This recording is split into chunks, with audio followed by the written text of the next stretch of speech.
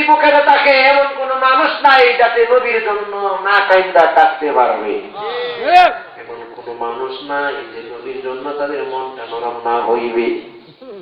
এই আব্দুল কাদের মায়ের গর্ভে থেকে আমার আল্লাহ রাব্বুল আলামিন দুইটা বাহু বানায়া আল্লাহ রাব্বুল আলামিন কুদরতি বাদান করিশমা আব্দুল কাদেরের আমার আল্লাহ আব্দুল কাদের মায়ের পেটের থেকে বিরাজমান হয়ে মা বুঝতেও পারে নাই আল্লাহ বাঘ বানায়া দিল।